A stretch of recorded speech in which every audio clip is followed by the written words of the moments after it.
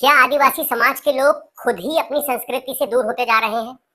क्या गुम होती जा रही हैं आदिवासी मान्यताएं और परंपराएं? और क्या वाकई में सिर्फ बड़े बुजुर्गों तक सिमट कर रह गई है आदिवासी भाषा और त्योहार? आज के वीडियो में हम इन्हीं सवालों और इनके जवाबों पर बात करेंगे। नमस्कार और जोहार स्वीकार कीजिए। मैं सवालों का जवाब जानने के लिए तमाम आदिवासी विद्वानों, विचारकों, चिंतकों से बात की तो मोटे तौर पर ऐसी जो 3 वजह सामने आई हैं, हम आज के वीडियो में उसी पर बात करने वाले हैं।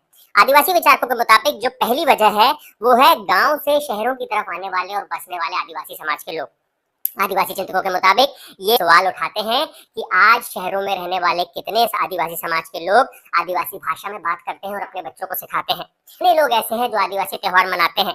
कितने लोग हैं जो अपने बच्चों को आदिवासी दर्शन और आदिवासी जीवन शैली के बारे में बताते हैं? कि शहरों में रहने वाली आदिवासी समाज की नई पीढ़ी अपने गौरवशाली इतिहास से, भाषा से और संस्कृति से अनजान है। वे कहते हैं कि शहर में रहने वाले युवा खुद को आदिवासी कहने से संकोच करते हैं, शर्म करते हैं और इसीलिए आदिवासी संस्कृति, परंपराओं को पीछे छोड़ते हुए आगे बढ़ते जाते हैं। ये आदिवासी विचारकों से बात में पहली वजह है जो शहर आकर बस रहे हैं लगातार आदिवासी समाज। दूसरी वजह बताते हैं आदिवासी विचारक विद्वान, वो है दूसरी वजह दूसरों की नकल करना। आदिवासी विचारकों के मुताबिक सोशल मीडिया के इस दौर में ज्यादातर युवा दूसरों की नकल करने में व्यस्त हैं और इसीलिए आदिवासी संस्कृति, भाषा, परंपराएं गुम होती जा रही हैं। आदिवासी समाज की नई पीढ़ी के लोग अपनी संस्कृति को जानने की कोशिश नहीं करते, अपनी परंपराओं को समझने का जतन नहीं करते और प्रकृति की शक्ति को भी महसूस नहीं करते, न अपनी भाषा और इतिहास पर वो गर्व करते हैं। शहर में रहने वाले गैर आदिवासियों की चमक दमक देखकर नई पीढ़ी ने उनकी ही तरह होना शुरू कर दिया है।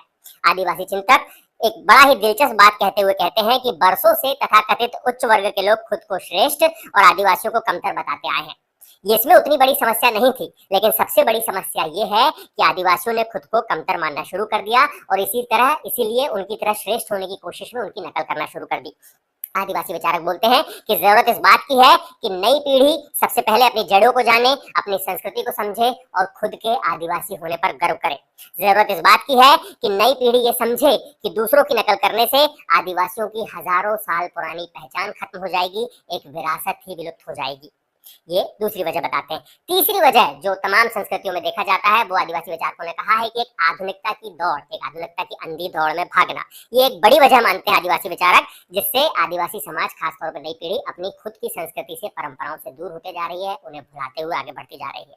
विचारक कहते हैं कि आधुनिकता की चकाचौंध में लोगों को आदिवासी परंपराएं और मान्यताएं पिछड़ी हुई लगती हैं और इसीलिए इन्हें पीछे छोड़ वो आगे बढ़ जाते हैं और तथाकथित मॉडर्न बनने की कोशिश करते हैं। वो भूत और इसीलिए आदिवासी विचारक इस बात की पुरजोर वकालत करते हैं कि सभी तमाम लोगों को, आदिवासियों को आदिवासी संस्कृति की ओर, आदिवासी परंपराओं, त्योहारों, मान्यताओं की ओर न सिर्फ लौटना चाहिए बल्कि गर्व से इन्हें जीना चाहिए, दूसरों को दिखाना चाहिए और सिखाना चाहिए, ताकि आदिवासी संस्कृति और परंपराएं अपनी पहचान खोने की बजाय दिनों दिन समृद्ध होते जाएं।